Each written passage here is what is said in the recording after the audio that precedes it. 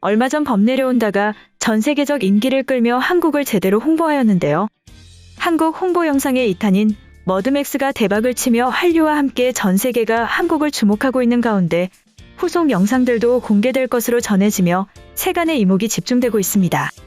전통 민요와 현대 힙합을 결합해 머드맥스 신드롬을 낳았던 한국 관광 홍보 영상인 필 더 리듬 오브 코리아 시즌2의 새로운 영상 2편이 나올 것으로 전해졌죠. 문화체육관광부와 한국관광공사는 필 더 리듬 오브 코리아 시즌2의 추가 영상으로 전주와 목포편을 4일에 공개한다고 밝혔습니다.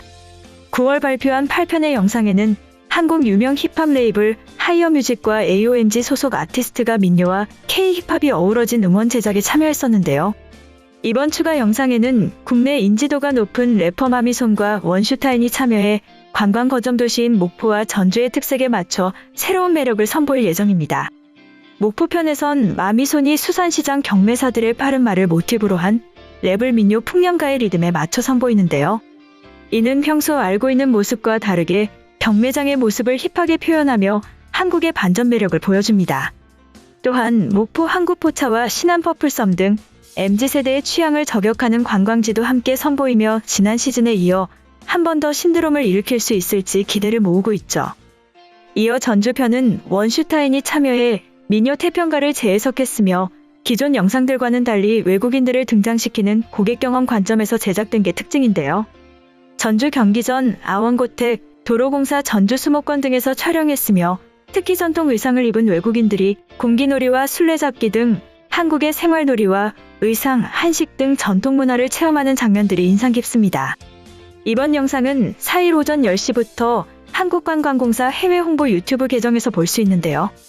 각 영상에 사용된 음원들은 이달 중순쯤 글로벌 음원 플랫폼 스포티파이와 국내 대표 음원 사이트 멜론뮤직, 지니뮤직 등 총 10개 플랫폼에서 공개할 계획입니다. 한편 오징어 게임이 일으킨 한국 드라마 열풍이 좀처럼 가라앉지 않고 있다는 소식이 전해졌는데요. 지난 9월 17일 넷플릭스를 통해 공개된 후 오징어 게임은 한국은 물론 브라질, 프랑스, 인도, 터키 등 총 94개국에서 넷플릭스 오늘의 톱10 1위를 기록했습니다. 사실 넷플릭스가 한국 콘텐츠를 통해 노리는 것은 아시아 지역의 가입자를 늘리는 것이었는데요. 하지만 오징어 게임을 통해 한국 콘텐츠가 아시아뿐만 아니라 북미와 유럽 시청자들까지 사로잡을 수 있다는 것이 증명되면서 한국 드라마 자체의 가치가 높아지기 시작했죠. 오징어 게임 이후 공개된 한국 작품들도 높은 관심을 얻고 있습니다. 지난 10월 15일 넷플릭스에 공개된 마이네임도 공개 직후 높은 순위를 기록했으며 연달아 넷플릭스를 통해 공개될 지옥 등도 기대작으로 평가되고 있죠. 이에 새롭게 론칭하는 온라인 동영상 서비스들도 시장 안착을 위해 한국 콘텐츠 확보에 나섰는데요. 11월 디즈니 플러스, 애플 TV 등 한국 시장 진출을 앞둔 글로벌 OTT들은 한국 드라마 제작사들과 협업해 다양한 콘텐츠 라인업을 구성 중입니다.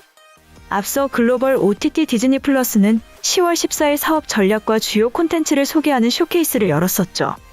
넷플릭스 오리지널 시리즈 오징어 게임의 전 세계적인 히트로 한국 드라마의 가치가 그 어느 때보다 높아진 시점이었습니다.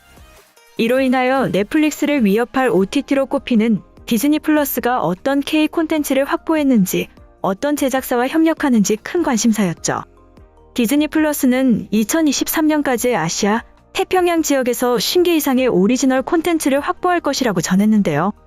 이번 쇼케이스에서 디즈니 플러스는 약 20편의 콘텐츠를 공개했는데 그중 7개가 한국 콘텐츠로 드라마 5편, 예능 1편, 다큐멘터리 1편으로 높은 비율을 차지했습니다.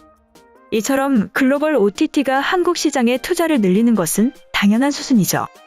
2016년 넷플릭스가 한국에 들어온 이후 약 5년간 7,700억 원을 투자해왔습니다.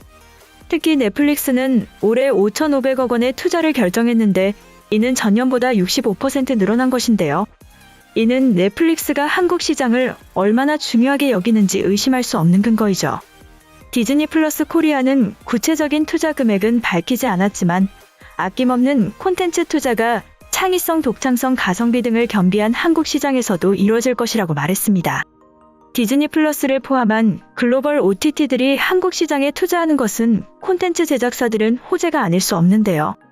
지인의 애널리스트는 디즈니 플러스의 한국 론칭은 단순히 판매처 하나가 늘어난 것이 아니라 오징어 게임이 증명한 우수한 가성비와 높은 흥행력으로 향후 콘텐츠의 스케일이 점차 커질 것이라고 설명했습니다.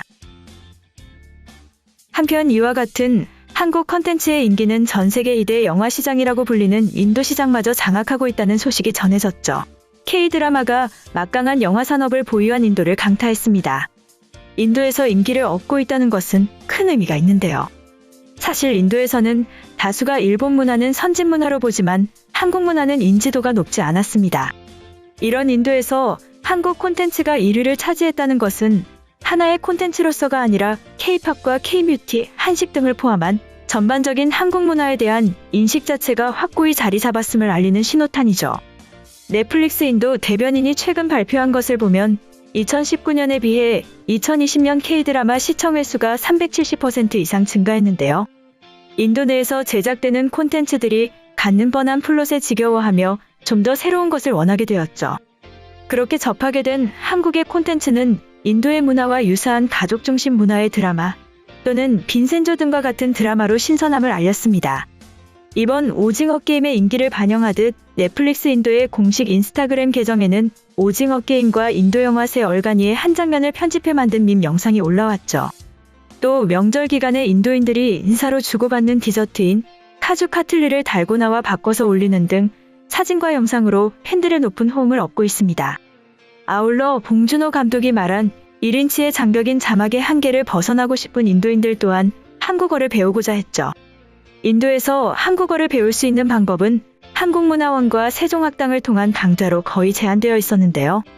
최근 인도 한국문화원에서 개설한 온라인 한국어 강좌는 접수 2분 만에 1200명이 등록하며 빠르게 마감되었죠. 한국어에 대한 높아지는 수요를 충족시키기 위해 자와할랄 네루대학교와 한국문화원이 공동으로 한국어 교사 양성과정과 정규 과목을 운영하고 있습니다. 이번 10월 1일부터 10일까지 뉴델리 최대 쇼핑몰인 셀렉트 시티워크에서 2021년 인도 한국 페어를 개최했는데요. 페어에 많은 사람이 방문해 성공적이었다는 평가가 나오고 있죠. 이제 인도 내에서 한류는 초기에 한국 문화에 적극적으로 호응을 보였던 동북부와 북부 지역에 국한되지 않고 인도 전역에 그 전보다 보편적으로 확산하는 모습을 보이는데요.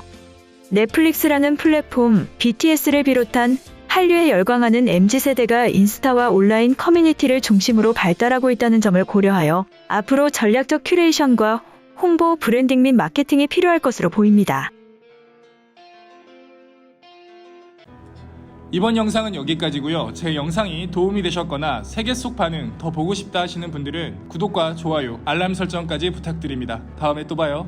안녕.